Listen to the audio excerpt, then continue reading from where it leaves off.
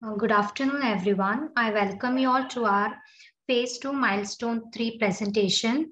Our topic is detection and analysis of cancerous white blood corpuscles from microscopic images using CNN. Our batch code is B12. We are doing this under the guidance of Professor Victor. My teammates are Prithvi, Sonali, and Likita. Now let's start with the introduction. Blood comprises of platelets, plasma, red blood cells, and white blood cells. Each one of them is made continuously in the bone marrow and released timely in the bloodstream. The normal cell growth, hampered by the exponential growth of abnormal blood cells, is the main cause of cancer. There are three main types of blood cancers, that is leukemia, myeloma, and lymphoma. Leukemia is the most critical blood disease, common in children and adults. A majority of cancer cell begins in the body parts, but leukemia is the type of cancer which begins and grows in the blood cells. Today, laboratory tests take longer interval of time to diagnose the disease of leukemia, and it is also time consuming, prone to human error, and also a tedious task is to study the various machine learning approaches used in detection of cancerous white blood cells. Next is to compare the performance of various CNN models to fine-tuning a CNN model for handling misclassification. And the last one is to develop a web-based CDSS, that is Clinical Decision Support System application. In design details, first that is the data flow diagram. In data flow diagram, it's graphically representing the functions or process which capture, manipulate, store, and distribute data between a system and its environment and between components of a system. The visual representation makes it a good communication tool between the user and the system designer. Here in our project, first we upload the image. After uploading the image, the blood cancer is detected, that is via classification using CNN. So from this, the disease will be detected. Next is user interface diagram. Here, first the users have to register themselves and then log in. But if the user has already registered using the credentials, they can directly log in and then upload the image. After uploading the image pre-processing takes place, that is through classification using CNN. And from this, we can detect the disease. A further topic will be continued by Likita. Good afternoon all. Well, let's get started with the implementation details. So our project is implemented in modular approach where each module is coded as per the requirements. The step-by-step work procedure for our project is shown in the below figure. First, the image is applied to the dataset, which contains 4,500 images. Those are all the real-time images. Then the data augmentation step. To increase the diversity of data available for training model, we are using data augmentation technique. In data augmentation step, the following steps are applied, which are denoising, edge detection, rotation of image by 30° and 60°. In denoising is a technology of removing noise or distortion from an image. Edge detection is a method of segmenting an image into region of discontinuity. This step is done before the feature extraction step. Then rotation of image by 30° and to 60°. In this step, the images are rotating at two angles in 30° and 60° in a clockwise direction, because some of the images may be turned in different direction, so it is required to rotate an image to a required degree. The third step is feature selection. The feature selection step is used to reduce the number of input variables to both reduce the computational cost of modeling and to improve the performance of our model. In this step, we deal with identifying the counting area, means the area where cells do not interfere with each other are properly separated. Then perform color normalization on the image, which helps us for object recognition as well as identification of light sources in an object. Then separate a white blood cell from the image by performing image segmentation, in which the image is partitioned into various subgroups called image objects, which will reduce the complexity of the images. Then we extract the region of interest. Then the feature vector analysis is performed, which includes extraction and selection of feature of cell images, which includes size of a cell, circulating of a cell, count of a cell, the area of cytoplasm, nucleus, etc., where the initial classification of lymphoid series is done by the shape of the nucleus. The extracted features are then compared with those stored in the database, and classification is done into AML categories to recognize acute myeloid leukemia.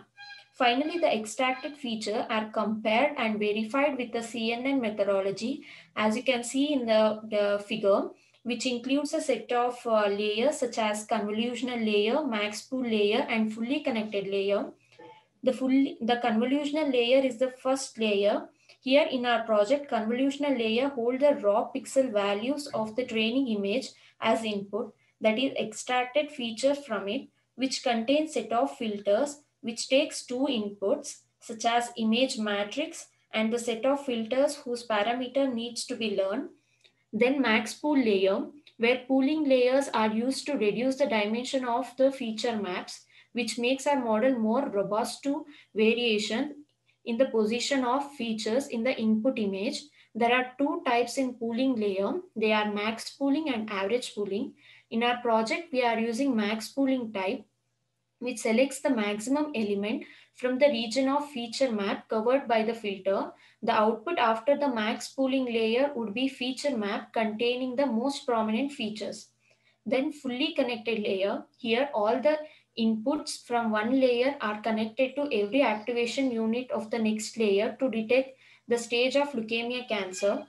After CNN methodology, we will come up with the stage of leukemia, which is either L1, L2 or L3. The test strategies and test cases are delivered by my teammate Sonali. After the implementation details, now let us move on to the testing process. First of all, what is testing process? Testing is the process of evaluating a system or its components with the intent to find whether it satisfies the specific requirements or not. We'll see the requirements it is specified or not. And moving on to the unit testing, module testing, subsystem testing, system testing, and acceptance testing. And then now let us briefly know about the unit testing. What is unit testing? In unit testing, verification efforts on the smallest unit of software design module. This is also known as a module testing. The module are tested separately. This testing is carried out during programming stage itself. In these testing steps, each module is found to be working satisfactorily as regard to the expected output from the module. Next is the integration testing. That is the combination of subsystem testing and system testing. In the integration testing, it is a systematic technique for constructing tests to uncover error associated within the interface. In this project, all the modules are combined and then the entire programmer is tested as a whole. In the integration testing steps, all the errors uncovered and it is corrected for the steps. And in the validation testing, to uncover functional errors, this is to check whether functional requirements conform to specified or not. Now let us move on to the system testing. In the system testing, there are two types of sub-testing, that is code testing and specification testing. In the system testing, once the individual module testing is completed, modules are assembled to perform as a system. Then the top-down testing, which begins from upper level to the lower level module testing, has to be done to check whether the entire system is performing satisfactorily or not. After unit and integrations testing, over the system as a whole is tested. There are two general steps, that is code testing. First, let us know what is code testing, and it is the strategy to examine the logic of the program A path is a specified combination of the conditions handled by the program. Using this strategy, every path through the program is tested by using a program. In specification testing, this is the strategy where the examines the specification starting what the program should do and how it should perform under various conditions. In specification testing, it is done successfully by entering various types of data. It is to check whether both valid and invalid data and found the system is working properly as per the requirement. At last, acceptance testing. In the acceptance testing, when the system has no major problems with its accuracy, the system passes through a final acceptance test. This test confirms that the system meets the original goal, objective, and requirements established during the analysis. If the system fulfills all the requirements, it is finally acceptable and ready for the operation. After the testing process, now let us know about the test cases. Here are the two scenarios we are taking. First one is registration testing and second one is login testing. In the registration testing, we are taking the test cases. First, we have to enter the detail, that is username, password, email ID, and phone number. And the expected alert will get us a fill all the details with respect to username, password, email ID, and contact number. If we didn't enter the proper details, then the status will be failed. And after filling the appropriate username, password, and so contact number, then we will get the result as a pass. After the registration, next move on to the login testing. In the login testing, there are few scenarios and we have to give the login details as a password, username are very much important. And if we enter the wrong username and the wrong password, we will get an alert messages invalid user. And after giving the appropriate password and username as we are given in the registration, then the status will be pass, and then we can move to the uploading image. And the further slides will be explained by Prithviraj. Thank you. Good afternoon, one and all. So coming to the screenshot, these are the screenshot of the CDSS system, that is Clinical Decision Support System, mainly developed to assist the doctors and medical staff. As you can see, this is the sign up page. Using the given below details, we can sign up and these details will be stored in the database. And coming to the login page, you give by giving the appropriate details, we can log in into the CDSS system. And this is the page where we can upload the image and we can detect the stage of leukemia. And this is a CNN model, that is we have developed this GUI by using Tkinter Python GUI. So as you can see, first we'll fetch the image, then load the image, then process the image. So after pressing the button of fetch image, this interface will get open from around 4,500 image. We can select any one image and then load the image into the model. Then afterwards process the image, then from RGB color, it will be converted into grayscale, followed by threshold image, mainly used to create a binary image from grayscale. Then the M segmented image will be displayed. As you can see, the abnormal cells will get highlighted. Then coming to the detection scanner window, the abnormal cell will be detected in a black color or in white, and then followed by the result in the console. As you can see, this is the leukemia stage 1, or it can be stage 2 or stage 3 also. This is the result which will be displayed. And this is the project status. Data set collection has been done. Pre-processing of data also has been done. Database creation also has been done. Data augmentation also has been done. Connecting database with user interface also has been done. Remaining work is enhancement of user interface and linking the CNN model with the user interface. And these are the reference which we have used. And coming to the demo,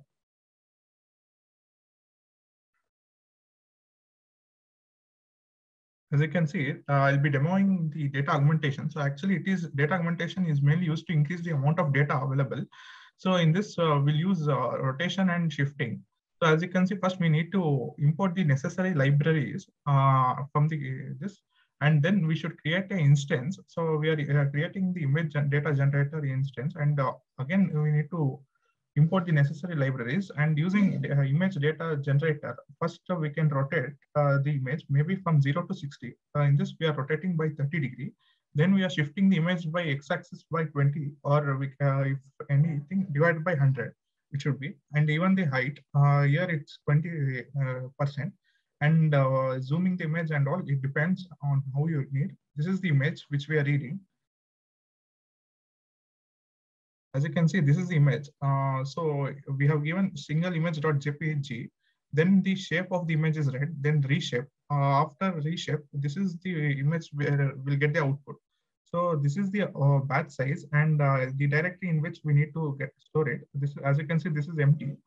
And this is the epochs from 0 to 30, it will run. So we'll get almost 31 images.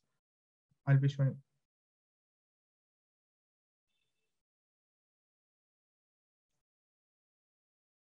So this is for single image, and for multiple images, as you can see, first we need to import the necessary libraries. Then using image data generator, here also it is the same procedure. This is the directory where the multiple images will be stored, from which it will be fetched. So after this, this is the size of the data set. Then the image should be in JPG form and RGB color, not in grayscale or grayscale. So this is the directory in which it will be stored, multiple by 6, and this is a prefix of this. So I'll be showing this.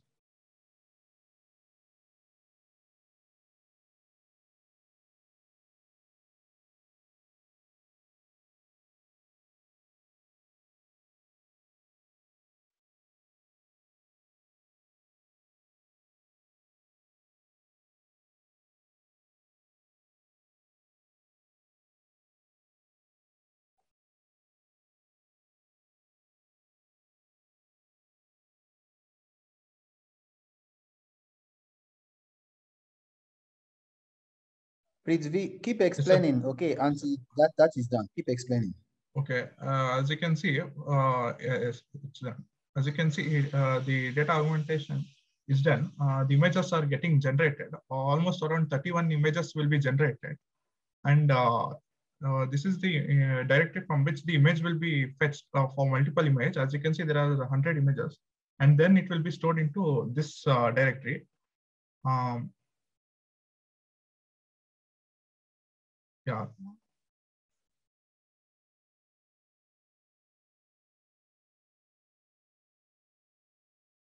As you can see, 31 images are being generated. Since the epochs we have given from 0 to 30. So 31 images have been generated. Then now coming to the multiple image.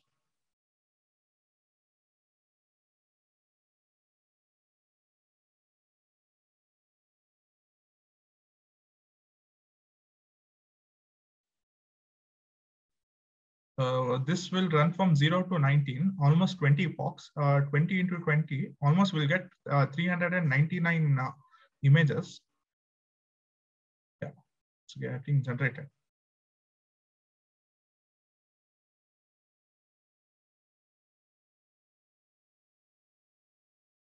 .400 images have been generated.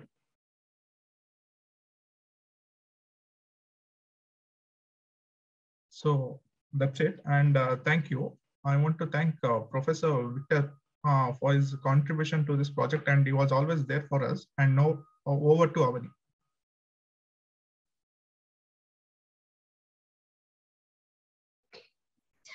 Victor sir, thank you for being a backbone to all of us and giving and guiding us throughout.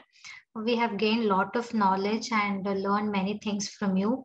And thanks for correcting our mistakes and taking us in the right path. You are a wonderful teacher and all of us are grateful for you. Thank you, sir. And actually, data augmentation was helpful from this YouTube, which was owned by our guide itself, Victor's portal. Do watch it. See, there are videos for single data augmentation on single image and multiple image and even multiple class, and even anything related to Jupyter, and even the challenges in medical imaging. It will be useful for your project also. Thank you. Any question? Okay, Prithvi. Nice advertisement with the presentation also. It was good presentation. Victor sir, you have stood the team and the result is awesome. The nice presentation. My question here, only one thing is, Prithvi, yes, sir. When you have taken one image will Yes, be sir. will be getting around 31 or 21 output results, right? Yes, sir. Augmented one. Yes, sir. Yes, sir. When you take multiple image, how many Yes, sir. will be getting? Sir, as you can see here, one second, sir. Since there are here 100 images are there, sir. For multiple images. Sir, am I audible? Yeah, you are audible. Tell me, carry on. From this directory, it is getting fetched, sir. 100. Okay. Then from epochs from 0 to 20, it will run. So since the batch size is 20, 20 into 20 is 400, sir. As you can see 400. In this directory, one second. There are 400 images here. Okay. See, sir, this is time which is generated now. What is the time complexity for the generation of the 400 images? Sir, maybe around 1 minute, sir. I forgot to specify here, sir. Around 1 minute, sir. Okay. That depends on the processor speed also, sir. Yeah. It purely depends on the hardware sectors, right? Yes, sir. Yes, sir. Okay, nice, man. Nice presentation everyone have done. And Victor sir, congratulations for having a wonderful team. These people are praising you like anything because the way you have screwed these people. Even Prithvi is doing advertisement for your channel also. Nice, right, Prithvi? Yes, okay. Actually, sir, no, the thing is we had a couple of sessions actually. And everything, I ensured that everything was done from scratch, sir. So, yes. Yeah. So, final stuff, we will be showing the entire thing completely. So, that's it, sir. And by the way, what happened here, sir, I also pointed that out in Karthik's presentation. There is a function, like kind of an extension, which we call time. Okay. So Prithvi didn't have that. Yeah. If you had installed that notebook extension, then yes, sir, it could have been that was I forgot. That was I was not able to say to Pratap, sir. That yes. Even in your notebook you have, sir. True. Otherwise, you can use this time it also, this magic function, time it also to check the time complexity, because 1 minute, I doubt it. I'm not sure it's 1 minute. So again, all things being equal, I think maybe more than 1 minute also. And again, depending on the size of the image. So yeah, that is it. And okay, guys, thank you so much for also doing the nice advertisement also. I hope I will get little subscribers in between. Okay, thank you. Okay, just take care. Bye. No questions from my side. Okay, students, any question, please? You can ask them, please. Nobody wants to ask. Sir, it was excellent seminar, sir. Thank you, Shri Ganesh. Thank you. Okay, guys. Okay, thank you. We wind up then. Okay, bye. Bye, sir.